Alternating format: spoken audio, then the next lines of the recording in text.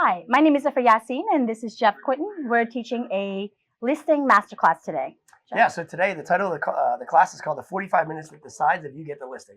We're going to cover basically the very first call that you make to a prospect or client, setting the appointment, pre-qualifying that appointment to make sure you're going on one that's qualified, and then actually a powerful listing presentation that covers the CMA portion of it to understand how to price a property properly, and then cover any objections that come up.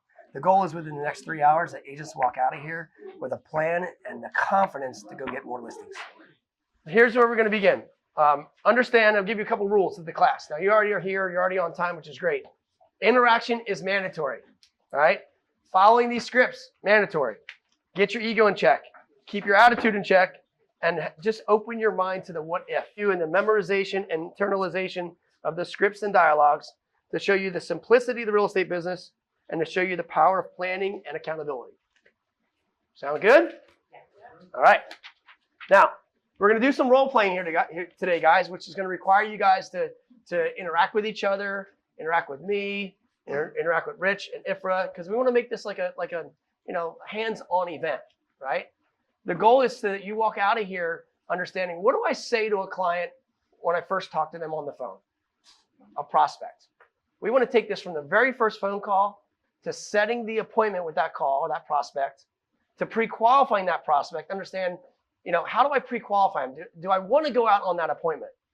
Okay, and if I go out on the appointment, making sure I know what to do and what to say and be prepared to be able to bring to the appointment what is the expectations, okay? Pre-qualifying the appointment, and then we're actually going to do a listing presentation, all right? And it's going to be a live listing presentation, okay? I can be the realtor. They're going to be the husband and wife, all right? And it's going to be live. It's going to be like me presenting to them as if I was going on an appointment, and then also handling objections. Anybody ever get objections from sellers? None of you? Objections, right? Always. So we're going to handle some of them. So you're going to see this live today, all right, how it works. So when we role play, a couple things we're going to do. One is we're going to stand up, all right? We need a little energy. We're going to smile. Everybody look up here. Genty? There, can we see a smile? Let's see that. Let's see. There you go. Smile. See? See how pretty you guys are? All right? Okay, we got to be enthusiastic. All right? We're going to be in arms ready position when we're standing up, like this. All right? Get ready, like an athletic mode, right? We're gonna role play in a very positive manner, and we're gonna follow these scripts. Now, how do we learn scripts? Okay. How many people here have used scripts before? Raise your hand. Okay. Okay. Those of you that haven't, I can guarantee you're using a script. It's just you're using one that you use yourself. Okay. Go into listing presentations now and do the same thing over and over again. Make sense? When you put your clothes in the morning, you do the same thing. It's the same routine. Whether it's your right leg or your left leg, whatever goes first. It's the same way typically all the time, right? That actually is your script in your presentation. We just need to know if it's effective or not. So we're going to role play, okay? And then when we role play and learn the scripts, you got to read them out loud. We're going to chant them as a group, line by line. We're going to learn the tonality and the body language with these scripts. And then we're going to also role play with a partner. Fair enough? Okay. So, number one, who here would like to lower the resistance in the conversation? Anybody have resistance with sellers? Right? Okay. So number one is how you lower resistance. There's a couple techniques. One is you need to memorize the scripts. Okay? Memorize what you're going to say. And that comes from chanting the scripts out loud, role playing to the ideal result, and then also recording your scripts and listening to them. Anybody ever record their scripts? Very rare, right? Now, do you guys remember when you learned the ABCs in preschool? Anybody remember that? No. Some of you don't remember, some do. You remember the song, right? Okay, good. When you learned the scripts of the ABCs, what you probably did was you wrote down the A, correct? Little a, big A. And then the B, right? And then you went through and you went through and you learned A, apple, How do you pronounce it? B, but, boy. Make sense? And then after you started writing them down, Then you start to memorize them in sequence. And then all of a sudden, after you memorize them, you then internalize them. Where now, if I say to you, Denty, ABC, you didn't have to think about it, did you? Right? E, F, G. Wow. Did you think about it? No. See, you've internalized the ABCs. That's how good we got to get to this. Seller says to you, Frank, I want to cut your commission. Sorry, Jeff. Any other questions? Didn't have to think about it. Negotiate. No. I don't have any other questions. I just thought I'd ask you. Okay? So you got to get really good at this, memorizing, internalizing the script. Now, the ABCs, you wrote them down, little a, big B, right? All that. And then after you wrote them out, you saw them in sequence, and then the song came along, right? So then you started to recite them. So you wrote them, okay? You recited them, and then some of you might have recorded them. If you ever record the ABCs and listen it back, or any song, you listen it back over and over again, and you record it in your own voice, it'll go in your subconscious mind, come in here, recognize it's your voice, and you can internalize it. That's how we're going to get good at this, okay? This isn't what you're going to learn today. This is something that's going to carry on after we leave here, all right? So next, how do we create resistance? You got to learn the script. Number 2, create energy when prospecting, all right? Create energy when you're doing your lead generation, which requires you to stand up, right? Have some good music, put your body into it, right? Because they can hear you over the phone and and they can feel your energy over the phone. All right, number 3, we need to control the drunk monkey. Anybody know what the drunk monkey is? So imagine this. You have a little pet monkey, and you give him a bottle of tequila, and you let him in your house, and you leave. What's your house going to look like when you come back at 5 o'clock? You don't have a house. Is he flying off the ceiling, fixtures? It's a mess, correct? Well, that's just some of you that's going on in your head. That drunk monkey sitting in your head, right? It's that negative thought that keeps saying to you, hey, right now it's going through your mind. What the hell is he talking about up here? The scripts, I got to chant them out loud and role play? That's terrible. It's going in your mind right now, right?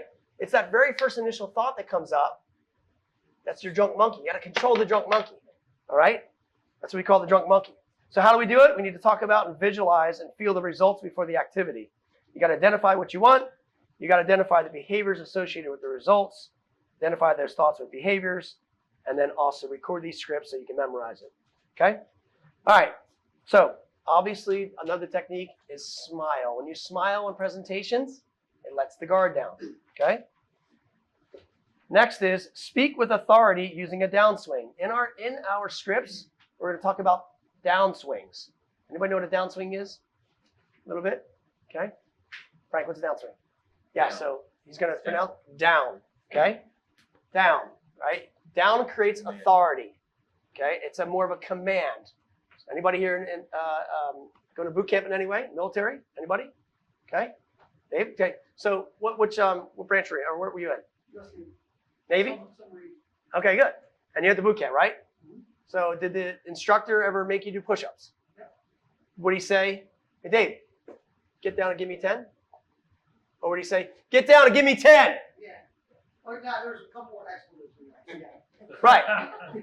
He's going to give you a command with a downswing, okay? Speaking with authority. We're going to learn how to do that in these scripts, all right? Okay. So, last here is, why do you think people don't work with me? Why do you think that people don't work with you? Any idea? Lack of confidence. Lack of confidence. What else? Follow up, friend or family member. They know somebody already in the business, right? Follow up. Follow up. Well, why don't people want to work with us? What do you think the real core is? Can't stand rapport, confidence, Lack of connectivity. connectivity, Don't know what Right? to say. People won't work with us if they don't trust us, if they don't respect us, and if they don't feel comfortable. What we're going to learn today is understanding how can we make people feel more comfortable with us. Have you ever given anybody money that you don't trust? You're going to buy something from somebody that you don't trust. Anybody ever do that? Not much, right? I'm not going to give my money to somebody if I don't trust them. I need to have trust. Most sellers are looking at you when you come in a listing presentation saying the same thing. right? I mean, we're fortunate enough to live in an area that some of our sales prices are pretty incredible, right? Compared to other places in the country. I want you to understand this. If the average sales price is $500,000, just say in the room, and it's a 3% listing side commission, right? And I'm not talking about commissions today, but let's just say it was $15,000. And you're going on this listing presentation, would you pay yourself, and the possibility of $30,000 on both ends, would you pay yourself $30,000 in advance for your presentation? Monica says no. All right, Chris, would you? You go to a seller and say, Mr. Seller, I'm here to give a 45-minute presentation. I charge 30 grand. Pay me. How many sellers are going to do that? None. And yet we go in there and we do our presentation, think that we're earning it and we deserve it. We need to be that damn good that says, you know what? I am worth $30,000. And I only have a short time to do that. We're going to learn how to do that today. All right? So we got to feel comfortable, trust them. They have to trust us, respect us. Okay? All right. Understand this. When you're talking to people on the phone and the very first time you meet them, the rapport is established in the first 60 seconds. You guys get that? They are judging you up and down. Where you look, where you dress, the car you drive, everything. It's life. That's what they're doing. They're judging you. Remember, people like people who are like themselves. Make sense? Okay? Common behaviors create familiar expectations. So understand that when you're meeting somebody in the first 60 seconds, a lot of times it's just inappropriate to be yourself because you need to be like them. Make sense? What we always call it is getting into their tribe. Anybody here, brother and sister? Okay. Anybody have a home phone number growing up? They've actually called the home line. Okay. Who's got a brother or sister in similar age? If you have a sibling that growing up together, someone said hello, right? Someone would say, hi, I'm looking for Monica, right? And you say, no, it's my sister. They sounded alike, right? Still to this day. Her sister would sound very similar. Make sense? Families all speak the same. They sound the same, right? Their language is the same. We need to feel that way. We need to get into their tribe. So the very first 60 seconds when we're talking to a client, if they answer the phone in a certain way, I need to answer and speak to them in that certain way. Because then they feel and hear, this is familiar, right? This is my people. If you act like yourself, you're not listening good enough, they're going to all of a sudden resist you, and they're going to hear salesperson. When somebody hears salesperson, what happens in their head? Click. It's an alarm. Right? Salesperson. Boom.